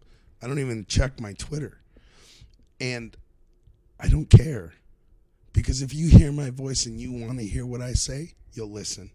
You'll be there eventually. And if you haven't heard my voice yet, you will. Eventually. I'll get out there, and when you hear me and you go, yo, this motherfucker's got something to say, well, I don't want to listen to this dude. You'll make your decision, and we'll be good with where we are. You feel me? Because I'm going to keep trying to go forward. There's something I'm supposed to accomplish. I don't know what that is yet, but I'm going to pit bull my way till I get to it. I'll find it. How do you feel about normal people? What do you mean normal? Not crazy like you. Oh, By normal, I'll actually speak on it. Like someone who goes to 9 to 5, who has a family, and well, I have a 9 to 5, and meaning like the middle American dream. When someone, what is that? The paintings that the guy makes. Norman Rockwell. Norman Rockwell, just milquetoast, bland. And I don't mean that in an insulting way, but just they average, live run of the mill. Yeah. average. Yeah. How do Yeah. you feel about them? About that type of person? In a way, I am very, very jealous of them. And in another way, I am very, very sad for them. Because my life would be far more simplistic if I didn't have the crazy thoughts that go through my head, or the inspirations to paint the things that I do, or the visuals that I see that I need to put down, or the ideas that I need to put out into words. All of those things, are beautiful things to have, but they came at a cost, and that cost was my sanity for a long time. So in that sense, I am very jealous of them, but at the same time, who can say they've done some of the things I've done? True. That evil face that you look like Gus Fring. You just Jesus Christ, dude. Yo, I have done some things that you would be like, this has never been a good idea. Why would you do this? Can you say it on this legally? Let's see. Some of them I can, I think. All right, let it rip, man. I'm listening. So, I've blown up cars in the desert. Yeah, like. Did you walk away in slow motion? No. God damn it. So it's different. It's not like, because there's a timed explosion in the movies where they can walk away. When you're pouring gasoline inside of a car and emptying shotgun shells into like a little thing, like a little bucket, so that you can light it and throw it inside. Yo, you know how fast that shit explodes? It's fast. almost instant. You don't get a chance to run. You got to hit the floor and hope nothing hits you. That was fun. Why did you do it? Why not? Okay. Why not? That sums it up. It wasn't my car. All of these Or stories. my desert. Or my desert. I think all of these stories will end with that same answer. Why not? Why not? Yeah, There you kind go. of. I have another question that's shoot. comedy related. How do you feel when watching new comics go up? And I can give you the context as to why I'm asking if you want. So, with every comic I see, there's a certain amount of attaboy, good job that goes into it. Because I'm one of those. I'm a real booster for people. Like if If you tell me I want to try something and you try it, I'm going to be behind you 100%. Even if you suck, there's nothing wrong with sucking at first. Try. And that's my real message. Try at everything you do. Give 100%. No one can give 110% because 110% it doesn't exist. The most that any person can give is 100%. So do that. Even if you fail, even if you come short, even if it doesn't fucking matter, get out there and fucking fight. Fight like your life depends on it, because it kind of does. You want to end up in a dead-end job? Then you fought for that. You want to make it to the stage? Fight for it. That's all there is to it. That's all you got to do. Try. And that's really, like, if I had a message, that would be it. Go and do weird shit, but try to do everything 100%. That's fair. I guess I mirror that similarly. Like, as long as you try, I'm not upset. Like, if you go on stage and you waste all 5 minutes, or you feel like you wasted 5 minutes because you got 0 laughs, but you wrote shit down and you came in with something to work on, that's worth more than anything. I'd rather you do that than go up and be like, I didn't have anything to work on today. Yeah. Go home. Yeah.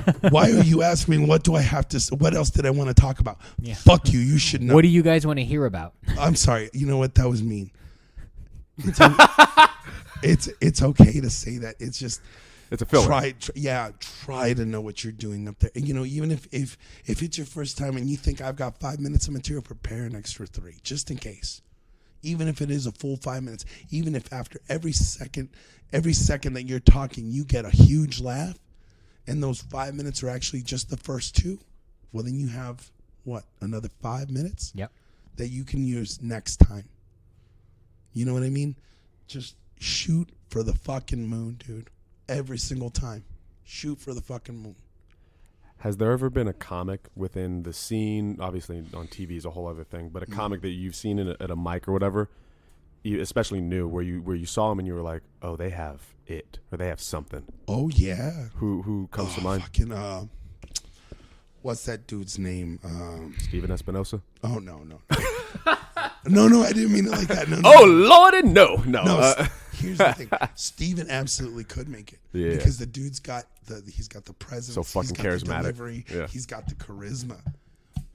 I feel like he thinks I feel like he thinks we're lying to him when we tell him that. No, we're not, Steven, if you listen. He absolutely could. Steven and I are not best friends or anything. You know what I mean? Yeah. But I will say this: the dude's got a talent. Very funny. The only thing I think he needs to work on is his material, just a little bit. Not that it's not good. Mm-hmm. It's just not polished. But that may be just because he doesn't have the same amount of time invested that I do. When you say, know what I mean, because time does make a difference in this a little bit. Agreed. When you say work on the material or polish it, can you elaborate on that? So there. Can I try and explain and Please. see if your perspective is what I see? It's not that he's hacky. It's just I think he could be a little more introspective and he could connect with us on a deeper level than he is now. Because he's good at hitting what he's hitting now, but there's definitely untapped potential that he could look into himself and really get to that emotional thing that we all can connect to. What I know you're it's dead on. Yeah. The only thing that I would add to it is and this is strictly just Steven, I'm sorry. I know we're talking about your fucking comedy we talk about him all the time. Okay. In a positive way. He's always the dude has talent. He absolutely does. The only thing I wish, me personally, I wish his stories would reflect some kind of growth. Because he's got a very popular joke where he talks about how the guys at work call him Estif. That joke I've seen kill over and over and over again. How surface is that joke, though? Yeah. You feel me? At what point do you gain any kind of knowledge about who Steven is or how he actually feels about that situation? It reminds me of what Keith Robinson said to Kevin Hart on the come up, that when Kevin Hart was going by Kev the Bastard, it was getting laughs, but it really started to click when he went deeper. So I know what you're saying. That's all I'm saying. I think Steven absolutely. Yeah. I think that's all he needs. I think he just needs a little time. How long has he been doing it? I think about 8 years, about the same as God mine. damn. Yeah. I would say we probably had our first mic at Back to the Grind at the same time. I'll tell you this right now. I don't know if it's changed since the time I started, but when I first started, they told me this is going to take you 15 years just to start. And I said, what do you mean? Aren't I starting today? And they said, no. You're going to do this for 10 to 15 years. And then you're going to start seeing 10-minute paid spots, 30-minute paid spots, hours. And then maybe at that point, you'll start touring nationally with big names. And then you'll get to TV. And then you'll make it to being an actual respected comic. Yeah. Okay.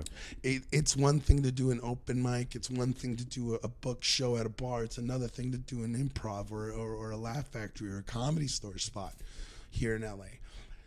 You know, those are great. Those are wonderful achievements, and I'm proud of every single one you've accomplished, even if it's just going to an open mic. But when it comes right down to it, a lot of this, because there is no... Look, comedy schools don't work. Okay? Like, I'm sorry. Like, they're teaching you the way they do comedy. This isn't... And again, I'm sorry. This is an individual sport. You got to find your own way to play. Would it be fair to say that there are fundamentals? Absolutely. And those are things you absolutely can teach. Okay.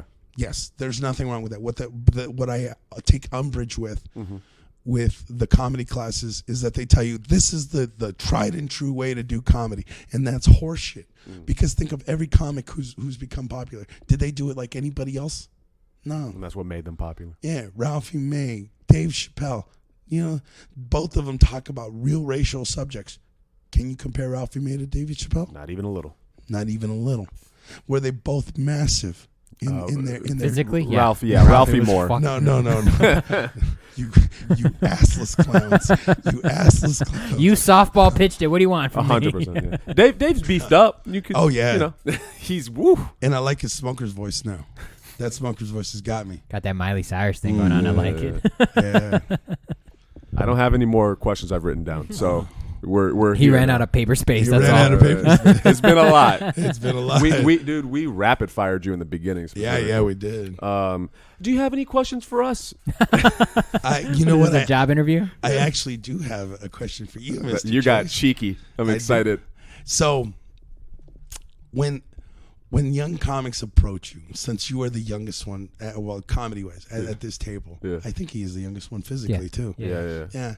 As these young comics approach you for spots, how does it make you feel to tell them no? Because I know how it made me feel, and I want to know if your experience is the same. I will have to talk about it pre-COVID versus post-COVID. That's fine. So pre-COVID, it made me very frustrated, a little sad, and a hint of annoyed.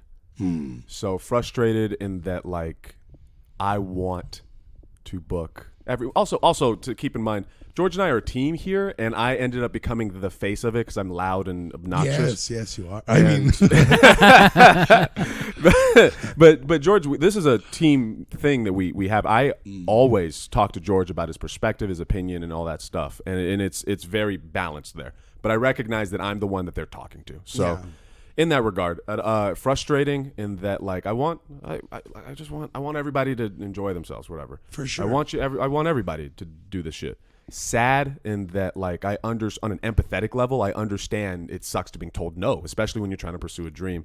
And then a little annoyed because the reaction of anger is like, dude, the buddy system and the IE is not the end all be all of comedy. I don't know why people have taken it. It's not even good. I don't know why people have taken it so personally. You want to know why? Because I'm a douchebag? No, because before you guys started really putting out real quality shows with the buddy system, the producers were me and Rick Rome and randomly other guys. Rick Rome held the record for what was it? What did his show run? It ran for. Talking about Liam? I think it ran for 13 years at Liam's. A long time. 13 years, and they had. I think they had like multiple owner changes as well. No, right? Two. Oh, two. Okay. Yeah, we can't keep the hideaway open. So I booked Shane Moss there, you know. Dope. But Rick has booked Tommy Davidson from In Living Color. If you guys are old enough to remember that, I remember. He booked Joey Coco Diaz, was there, and it was the craziest show I've ever been to. And I hope to God that one day I make it so famous enough to sit down with Share that story with him. Joey Diaz and go, I saw you at Liam's like 40 fucking years ago, and you blew my mind then, and I'm still blown away. Like, That's awesome. your stories are the honest to God truth, and they're painful and fucking hilarious, bro.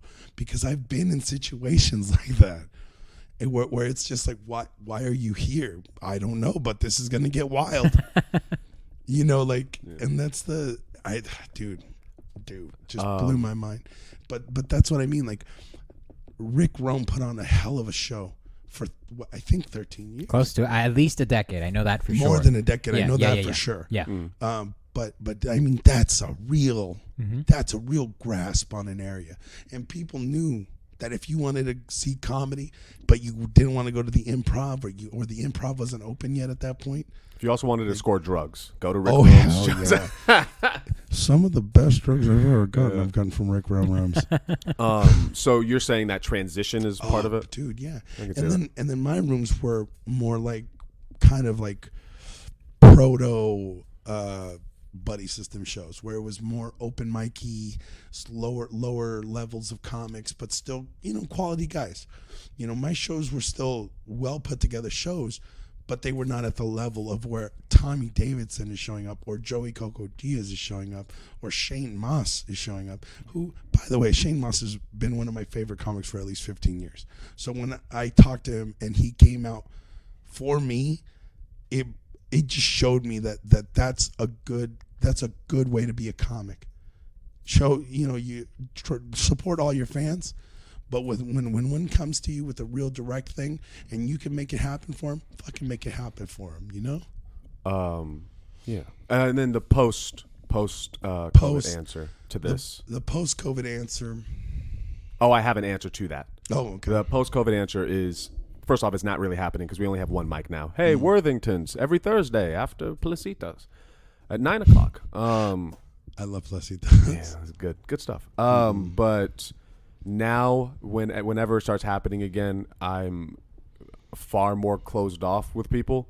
I still speak my emotions pretty openly, but I keep people at an arm's length now emotionally, and so I don't think it's gonna bother me to say no as much, and I don't think personally I don't think I approach this the same way anymore, so I don't think it's going to be as much of an issue. Now, is that because of COVID, or is it because you've grown? Both.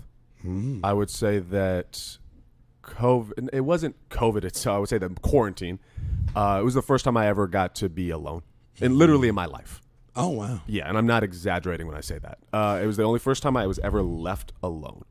And so I finally just got to just relax and figure out more things about myself and all the cute shit that I talk about in the ACMM that I don't need to repeat here. And so now I'm just in a place of like more present. Was how I would describe it. So. Yeah, that's great. What about you, George? Booking people? Yeah, how do you feel about it? I've managed to make myself more of a, when I have a show, I reach out and no one really bothers me about getting spots, probably because they don't think I'm funny, which is fair. But when I do get approached, I respect that like the horses that doesn't open his mouth doesn't get fed. I respect that. I get it. But I have a hard time explaining to them that like you're not ready. Like I am trying, like you said, I am trying to curate a show, and I don't want to book a show that I don't want to be at. Exactly. And no offense to some of these comics, and comedy can be subjective, but I agree with both of you. Like I really, really do. Like there is a certain amount of sadness and annoyance that comes with having to tell people no, and there is a certain amount of you're not ready. Yeah. Like if you want to go do an open mic, hit an open mic, bro. But this is a book show. I'm trying to put on a show where people are going to come and want to pay at least $2 to come watch. Yeah. And that's the other thing that I've noticed. A lot of shows are free now, and there's nothing wrong with a free show. But the problem becomes that the bar owners that you work with sometimes are like, oh, you're not bringing in enough money. I can't pay you what I originally told you. And now you're out so much money for printing or advertising or whatever you Or even did. just time, because you Or showed even up an time. hour to set up shit before. Yeah, you know, like, Dude, our podcast with Beltran was awesome in that way that he talked about like putting up his first show. This is his first, his backyard Running show. it. Yeah. Running his first show.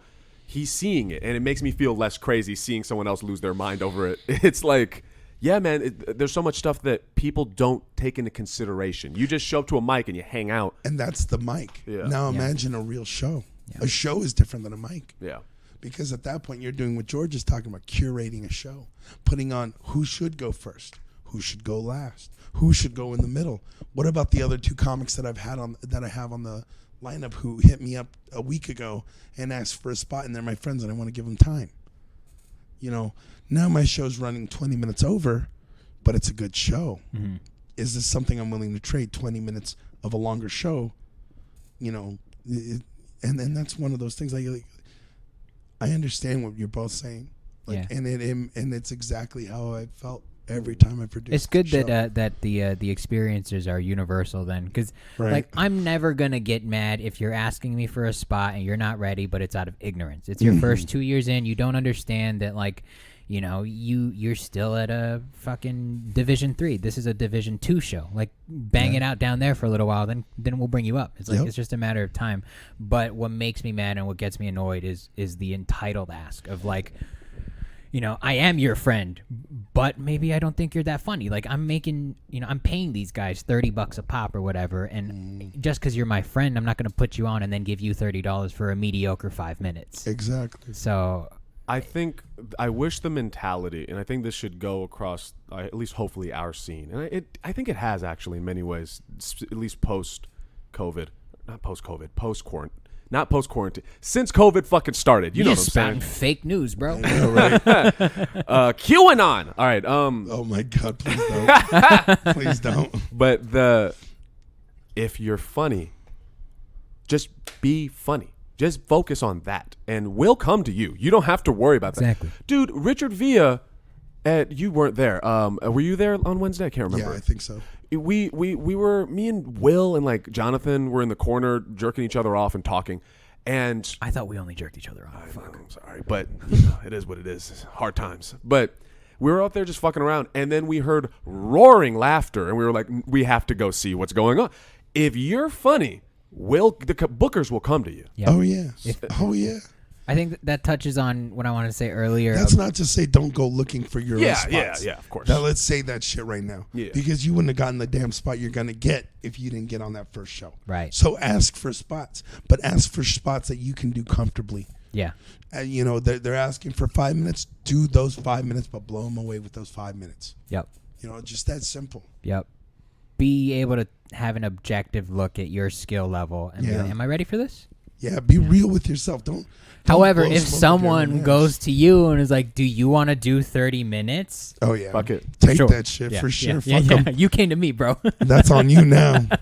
I'm gonna do my best, and that's all I can do. Yeah. What was I gonna say? Oh, that, like, you know, we were talking about earlier about comics getting upset that we don't see their sets and whatnot. I think it speaks volumes more when another comic tells me about another comic. Oh yeah. Like if Adrian's like, "Do you gotta check this guy out?" Good Oh, chance. hell yeah. Good chance. I might just throw him on a show. Like, There have been comics that have been introduced to me that way that I would never have booked before, yeah. and I was so happy Yeah, that yeah. I did. Yep. You know, like, oh, he's only been doing case in point, my cousin Chris Coronado. He's only been doing it, I think, like a year or something. It was a very short time. But the kid's got real talent behind what he's saying. Dude, you need to be a Pee-wee coach. The kids got talent. Start fucking their moms and shit. I don't want to fuck my aunt.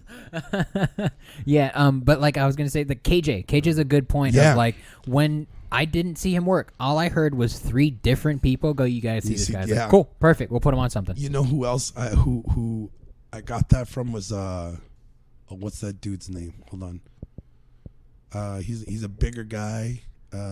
He's a white dude, reddish brown hair. Tony Bowers? He's not. He doesn't have reddish He's hair. funny, though. He is funny though. Tony Bowers is funny. Mikey Big dude, McKernan? reddish hair. He's not big. No. He just put out a CD and he's doing real good. Oh, Anthony Davis. Anthony Davis. Oh, yeah. I'm sorry. It's not that he's not important. It's just that I have a problem with my memory. You're like, I'm sick. I can't help it. I'm trying. I'm really trying, guys. Anthony Davis. People were like, yo, this dude is fucking funny. He's just a big ball of bubblegum laughs. and I'm sitting there like, all right, let's check him out. And yeah, the dude is really talented and super likable. Holy Christ, I wanted to pet him like a puppy when I saw his. I was like, oh my God, I just want to. Like, the kid is just, that's talent. He's got shirts out. I think they say belly rub right now. Oh, does he? Yeah. That's great. It doesn't say Pornhub. It says belly rub. Oh, that's dope. I want one of those shirts. Yeah, hit him up. That's Hit good. him up. That's good. That's good. That's real good. Belly rub. Belly rub. We're closing in on 2 hours on this. So Are we really? We really are. Wow. Time I'm flies. so sorry, guys. I'm not doing this. No. Good. We are these. I like these being long because we don't get to talk to each other often. That's true. Yeah. When you're at a mic, it's work. Yeah, and then me being the asshole that I am, I'm just smoking cigarettes on the back all night. Ain't nobody gonna walk back there but me. If I had a pack of joints, that's all I would do too. In the back. Oh, that's true. I'd just be lighting. I'm not gonna talk to anybody. Yo, I want a blunt so bad. I can't wait to. Oh, I'm gonna smoke so hard right now. It's like masturbating. It's like you at just this got point. hard, dude. I think I did. I think it's a little chubby down there right now. You have no more questions, Aaron Chase? No closing thoughts? No, other than I guess closing thought is it's nice to get to know you. This is my first time sitting down and talking with you for a long period of time, which is why we did this in the first place. And one of the things I'm starting to realize is I think a lot of people's perception of me is a little wonky. Yeah, it is. And so It is. I think sitting down and talking, it helps people understand like how to interact with me, I guess. So this is about me. I'd like to throw something in. Ooh. Yep. Don't feel unsafe around me. I am on a lot of medication and I refuse to stop taking it. So you're pretty safe unless you see me sweating and cold and then just run away. All right. That's fair. Thank you for the That's warning. Fair. Yeah, I really enjoyed having 3 different generations of Yeah, this scene. I got to at tell you this that table. this was a lot of fun. This is cool. And I think it's interesting because we all have different styles. We all have different insights, and what I love about comedy is that it is a solo pursuit, and that it's kind of at a certain point it gets to a point where everyone's left to their own devices, and let's see what you do and what you do best. Yeah, and I love that, and everyone's got like tips and tricks, and you can always. It's like trying to be a kung fu master. You look for that one sage in the mountain, and then occasionally you run into them. They're not telling everyone they have skills, but then they kick your ass. You're like, oh shit, maybe I should listen to this guy. Oh yeah.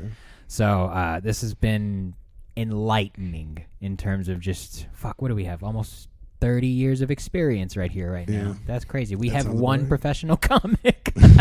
Out of the 3 of us. All right, where are you guys at? Well, I guess you're not on Twitter or Instagram, but what's your handles on everything? On Facebook, you can find me at Karma Target 84. On Instagram, you can find me at the same. I think Twitter is the same too. And if you start sending me tweets, I'll probably get on there too. But I'm not, I'll talk to anybody and I'll say all kinds of weird shit. And I hope you laugh at it. But find me, dude, and listen to what I got to say. And if I get something you get out of it, good, bro. That's all I'm shooting for. I just want to give you a piece of me that can help you on your road to wherever you're going. That's all I want. Fucking positivity, bro. Fuck yeah, bro. I love it. What else are you doing? Oh, you got that show tonight. Oh, that's right. At the unnamed bar. Yes, that sir. should be fun. I would like to hear about that later. And Aaron if I Chase? mentioned it during this podcast, please bleep it so that You didn't. I made sure Okay, you did okay, it. good. Aaron Chase, what about you? I'm gonna be on the street a lot, so just find me on Aaron Chase 91. homeless. Yeah, I'm homeless and my name is Aaron Chase. not anymore. What was it? It was a little bit. It was rough there for a little bit, but Aaron Chase 91 on Instagram if you want to find out when I'm gonna be on the street, and then join my text list by just DMing me your number.